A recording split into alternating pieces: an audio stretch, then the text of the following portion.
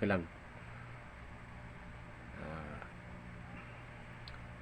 batiin ko muna kayo ng magandang umaga, magandang tanghali, magandang gabi sa inyo lahat. Sa mga kaiparing ng mundo naroon. Sana po nasa mabuti kayong kalagayan. Lalo-lalo yung mga OFW natin, mga kababayan dyan sa abroad. Itong mga nakaraang linggo, mga ganun, medyo pumutok yung balita regarding doon sa ito. May sa akin lang naman opinion ko lang naman to bilang isang commentator. Comment lang namin sa akin. Pumutok na balita doon sa yung dalawang magpartner sa showbiz. Showbiz tayo ha, showbiz. Kailangan tayo showbiz lang. Hindi lang naman, misa lang tayo mag-showbiz Yung ngayon, pumutok na balita na yon na kaila Katnel at saka Daniel Padilla. Catherine Bernardo at saka Daniel Padilla.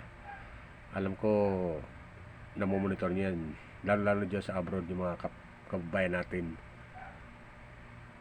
So, ang sa akin lang naman, ito lang, opinion ko lang naman, ito lang masabi ko sa dalawa.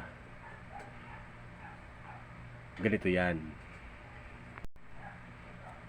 Yun nga, yung dalawa na yon, ang nakikita ko dyan, pinalalaki lang din ng show business Itong showbiz.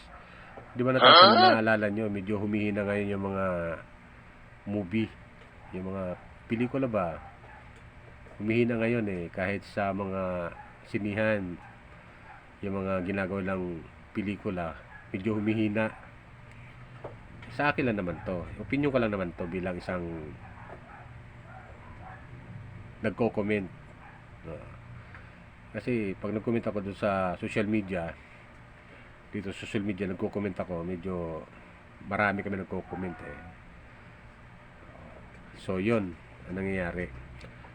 Ganito yan. Ang nakikita ko dyan, parang pinalalaki lang ng chismis sa showbiz. Di ba? Chismis sa showbiz. Yan lang sa akin doon. Bali, ang sa akin lang, ang nakikita ko, yung para bang pinasisikat lang yung dalawa. Lalo, pinasisikat. Bagamat sikat na sila, alam naman natin, mga sikat na yung dalawa. Pinasisikat at may gagawin sila mga pelikula. At yun nga, at yun na yung pag-uusapan dyan. Gagawin sa showbiz. Yan, kala Kathleen Bernardo at saka Daniel Padilla. Yung sabi hiwalay na. Pero doon ko niniwalang hiwalay yan. Sus, kayo ba naman Hindi ako niniwalang hiwalay yung dalawa. Parang ginagawa lang silang pelikula, bawat isa sa kaila, para kung kakagatin ng tao, kung talagang kikita sila dyan. Kikita. Lalo yung mga producer ng pelikula, yung gagawa ng pelikula, pinalalaki lang balitang balita talagang kahit saan balita, mapa media, sa showbiz, mapa dyaryo, andon yung dalawa, hiwalay na. Yung mga ganong mga bagay, para sa akin, ako niniwalang hiwalay yung dalawa tagal kong sinusubaybayan yung dalawa na yan pero nakikita ko yung sweetness ng dalawa. Hindi hiwalay, gumagawa lang sila ng ng intriga, ika nga intriga. Sa akin lang yun opinion ko lang naman. Yung mag-comment lang kayo, pero sa akin di ako niniwalang hiwalay yung dalawa Talagang gagawa lang sila ng pelikula. Tingnan mo, balita, may ginagawang pelikula sila, may gagawin silang pelikula, mga ganon ba.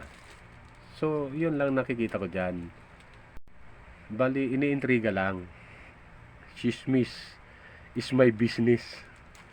Ika nga, di ba?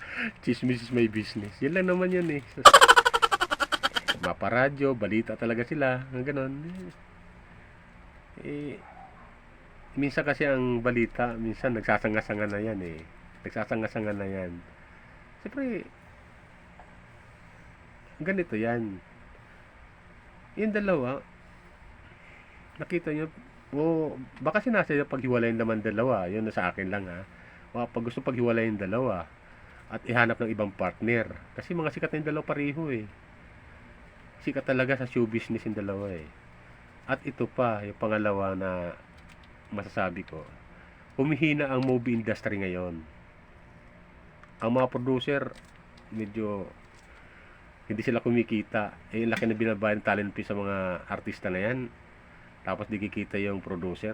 Eh, wala. Walang kwenta yung pelikula kung hindi kakagatin ng tao. Eh, para sa akin, ako, tagal na akong di nanonood ng mga movie ngayon. Ilang, simula nag-pandemic, doon sila bumagsak eh. Lahat ng movie industry bumagsak eh. Lahat naman apektado eh. So, yun ang nangyayari dyan sa Katnil na yan.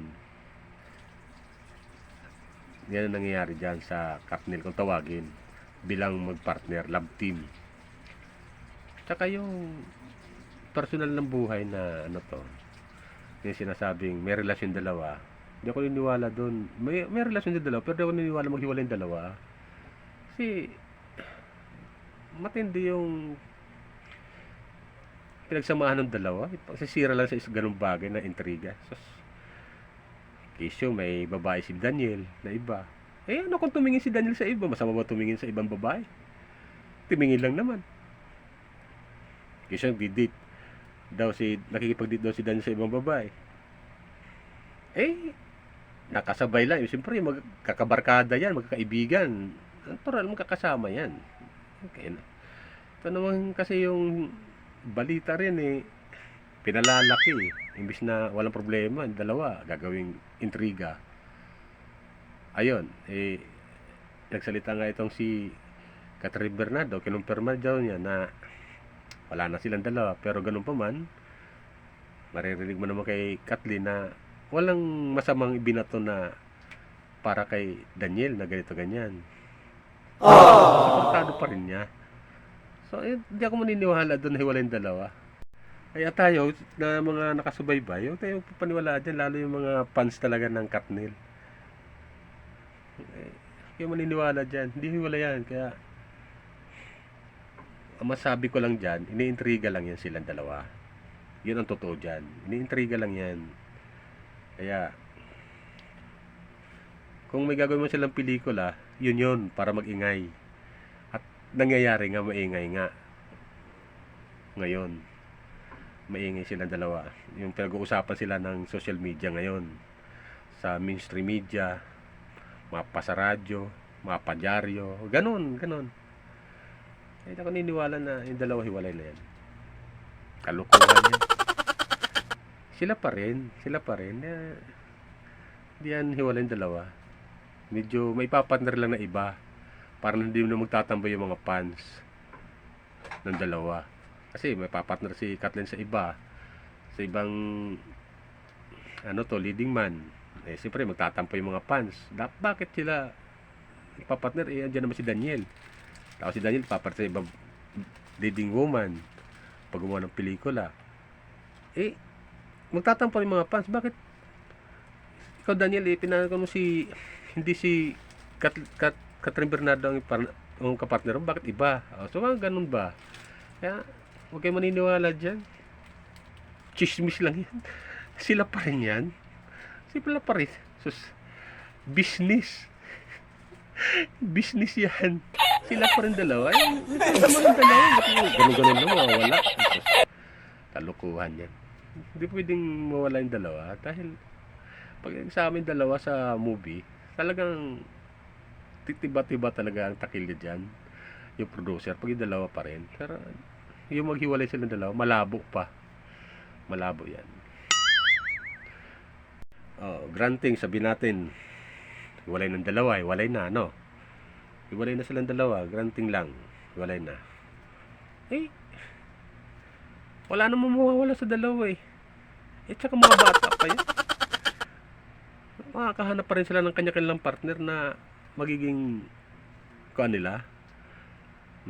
sa kanila talaga ng totoo na yung ibig sabihin yung lifetime na nilang pagmamahalan. Makakahanap pa rin. Kaya para sa akin, para ibang, yung kayong mga fans din ng Katnil, huwag kayong mag-alala dyan. Huwag kayong mag-alala. Sila pa rin yan. Sila pa rin yan. Kaya huwag parang sa akin, huwag kayong mag-alala. Kasi, yun lang ang nakakita ko.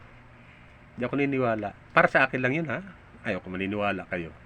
Para sa akin, di ako niniwala na wala na yung dalawa. Sila pa rin yan. Siyempre may pinagsamahan yung dalawa. Kaya, yun lang yan eh. Ka lang yan ng, ng balita sa showbiz. Ganyan talaga. Ang tawag dyan, yung narinig ko isang mga nakaraang panahon, showbiz is my business. Ganun lang yan. Siyempre pinagkukan lang yan para mapansin ulit ng mga tao, lalo na sa social media. Okay. Yan lang yan. Sila pa rin yan. Hindi ako niniwala, hiwalay na yung dalawa. Hindi ako niniwala dyan. Lalo mga fans, okay mag-alala mga fans ng Katnil. Hindi ko maniniwala. Sila pa rin yan. Sila pa rin yan. Inoka lang sila dahil nga may ginagawa. May gagawin yan silang pelikula. Sigurado ako may gagawin yan. Pero kasi pre, itong mga fans ng Katnil, nag-aalala rin. Nag-aalala rin. Kung si Daniel man mapartner sa ibang leading woman, wala problema. Wala problema yan. Pero sa ulit-huli, sila pa rin dalawa kasi may pagtitinginan ng dalawa eh. Alam naman natin. May pagtitinginan bilang magpartner. Bilang magpartner. Pero yung personal naman nila, siguro din natin alam yun. Sila na lang dalawa nakakaalam nun. Bilang magpartner, may pagtitinginan pa rin. Bilang magpartner sa movie industry. Bilang mga artista. Kaya yun lang sa akin para huwag tayo masyadong mabahala dyan. Chismis lang yan. Di totoo yan. Sila pa rin yan. Kung meron mang gumugulo dyan sa dalawa, chismosa lang yan. Di ba? Chismosa lang. Sila pa rin yan. Kaya putok sa balita talaga eh, kahit saan eh. Panood ko sa social media, sa YouTube, panood ko sa media, ganun. Wala na, Katnil. Ang Katnil, hiwalay na. Wala na. Nabalita, ganun. Wala na. Pero, nung magsalita si Catherine, wala naman ako narinig na ganito ganyan, labang kay Daniel. Wala ganun eh. Hindi ganun. Maganda naman yung kanyang mga binitiwang salita na hindi naman ikalalaglag din ni Daniel Padilla. Sila pa rin yan. Okay, magbahala dyan.